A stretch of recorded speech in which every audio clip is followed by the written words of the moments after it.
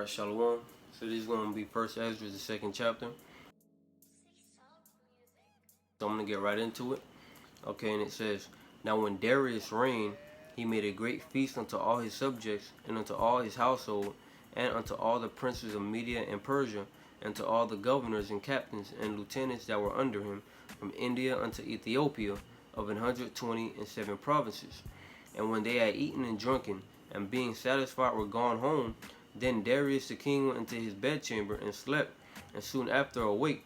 Then 3 young men that were of the guard that kept the king's body spake one to another, Let every one of us speak a sentence, he that shall overcome, and whose sentence shall seem wiser than the others, unto him shall the king Darius give great gifts and great things in token of victory, as to be clothed in purple, to drink in gold, and to sleep upon gold, and a chariot with bridles of gold, and an head tire of fine linen, and a chain about his neck. And he shall sit next to Darius because of his wisdom, and shall be called Darius his cousin.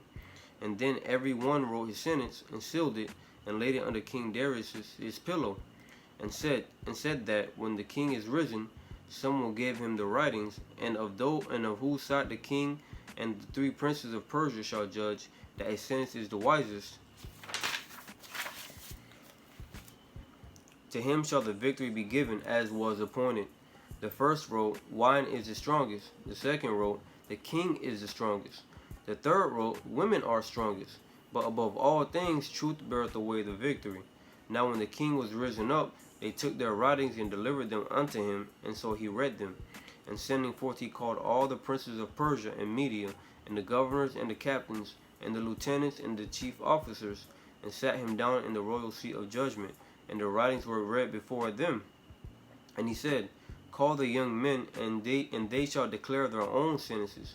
So they were called and came in, and he said unto them, Declare unto us your mind concerning the writings. Then begun the first, who had spoken of the strength of the wine. And he said thus, O ye men, how exceeding strong is wine! It causes all men to err that drink it. It maketh the mind of the king and of the fatherless child to be all one, of the bondman and of the freeman, of the poor man and of the rich. It turneth also every thought into jollity and mirth, so that a man remembereth neither sorrow nor debt. And it maketh every heart rich, so that a man remembereth neither king nor governor. And it maketh to speak all things by talents. And when they are in their cups, they forget their love both to friends and brethren, and a little after draw out swords. But when they are from the wine, they remember not what they have done. O ye men, is not wine the strongest that enforces to do thus?